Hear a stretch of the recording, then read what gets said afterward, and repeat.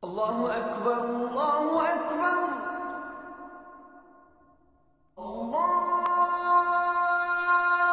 Akbar,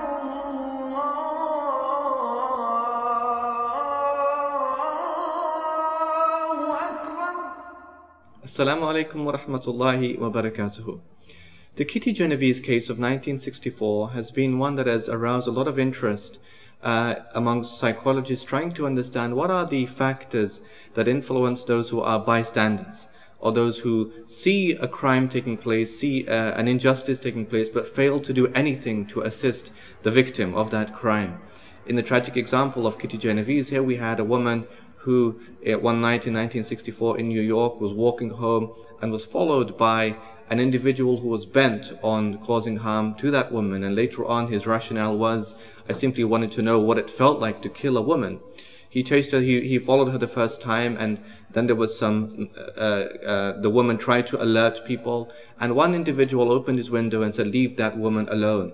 The man then went back to his car and drove off, but he later returned and he found the woman in the same kind of situation. She was walking back home and she was alone, and there was no one there to help her. And then again, she managed to repel him somehow, and so he went back again, and then he returned again the third time. By that time he realized there was no one who could help that woman, and he went all the way to her home and stabbed her just outside of her apartment, and he raped her and he killed her also. There were around 37 witnesses to that crime on that particular night in New York. At some point, at some junction, at some time, there were people, 37 altogether, who heard something and perhaps should have responded. They saw a woman in difficulty.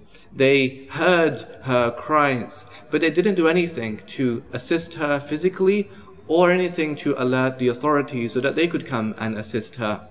There have been many examples like that, what psychologists called the bystander effect, of people who witness something terrible but fail to do anything to assist. You had the 1903 example of Topsy the elephant, an animal who was electrocuted by people who wanted to test the alternating currents of electricity. And there was a massive throng of crowds who were spectators to this incident, and they saw that animal suffer, but they didn't do anything to assist.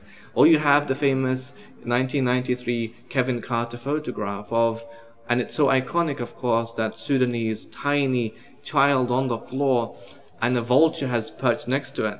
And you see that, and it seems as if the tiny Sudanese child is trying to extract something from the floor to eat, but she's actually not. She's trying desperately to go back to camp, but she's walking, but she can't because she's kind of crawling and it's taking her so long. Kevin Carter waited 20 minutes for that vulture because he wanted the vulture to spread its wings wide, and he wanted that to be contrasted against the weakness and the smallness, or the small figure of that Sudanese child. And he waited 20 minutes to do that. And later when he was asked, well, why would you do that? Why wouldn't you want to assist that Sudanese child? Although he did make an effort to repel, of course, the vulture, which was very good, but he simply said, I didn't want to get involved in that, which is another excuse that people make for not assisting those who are victims of an injustice. And then, of course, you have the very infamous case of Chandrashera in the 1990s, of a girl who was, and she was so young, 11 or 12 years old, and she was tragically lured out of her home by other girls. And when she was in the car, then they threatened her, they took her to a secluded area, and they tortured her, and they abused her, and they attempted to kill her, they attempted to strangle her, stab her, and they doused her with petrol, and they set her on fire. And she was tragically killed. It was a very, very horrible, a very infamous case in America in those days. What makes it so terrible and tragic, of course, is that there were many people who were bystanders. There were some people who were very active in killing her, and others who didn't take a prominent position, but they still saw it happening, but they didn't do anything to prevent it because they were fearful of the consequences that could take place if they did try to intervene.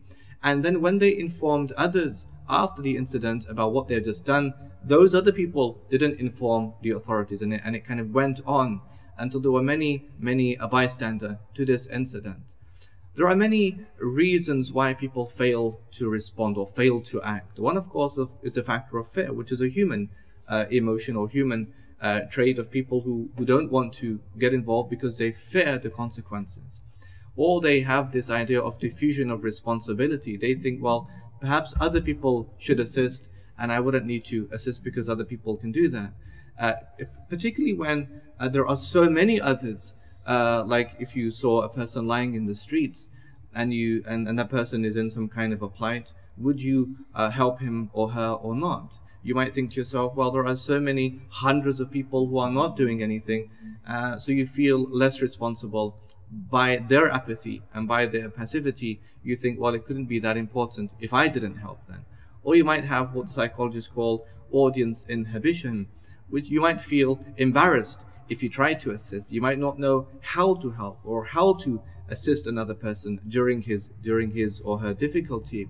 We should remember that although fear is a natural human emotion, it should not be the preventative factor. We should not allow ourselves to succumb to all these insinuations that prevent us from trying to do something to assist. If we are incapable or unable to help a person immediately and do something physically, then at least we have the capability and capacity to say something that might repel someone who is aggressive, that might repel someone who is bent on harming another person. Or if we can't even do that, at least we can alert those who might be able to assist, might be able to help. The idea is that we can definitely do something that can help people to prevent them from harm and an injustice taking place.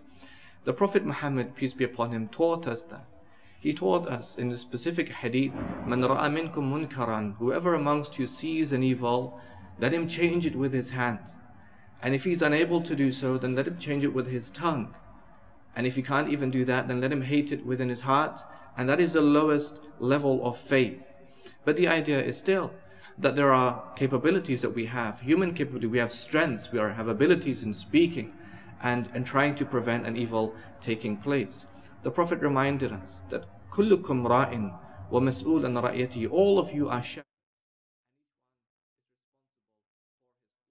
And this means then in the domain of our human responsibility, whether we're at home, whether we are fathers or sons or siblings, or whether we are mothers or wives even, we have the responsibility to ensure that no injustice takes place in our specific domain. If we're in society and we're amongst people, we should not let this diffusion of responsibility take over, where we think that other people are responsible and it makes me therefore less responsible. Islam teaches us differently. Islam teaches us that we are all individually responsible for one another.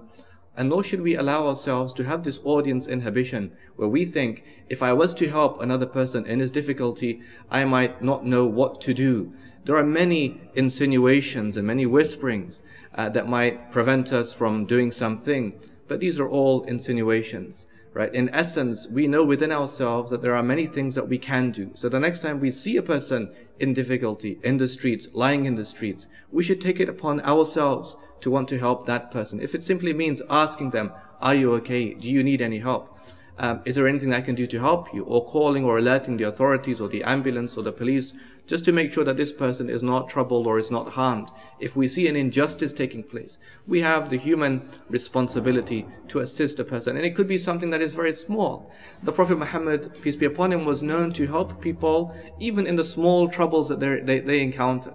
For example, if you were to walk the street and you see an elderly person carrying heavy bags, that person is burdened by those bags, and he's elderly and he's frail and he's weak. Do you not have a human Muslim Islamic responsibility to assist that person?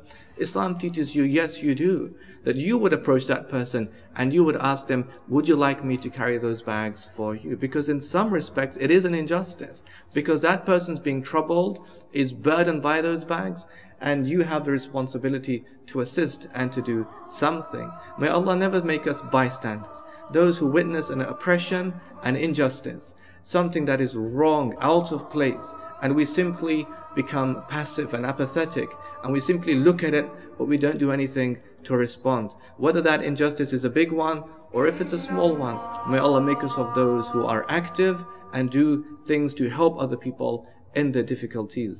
Wassalamu alaikum wa rahmatullahi wa barakatuh.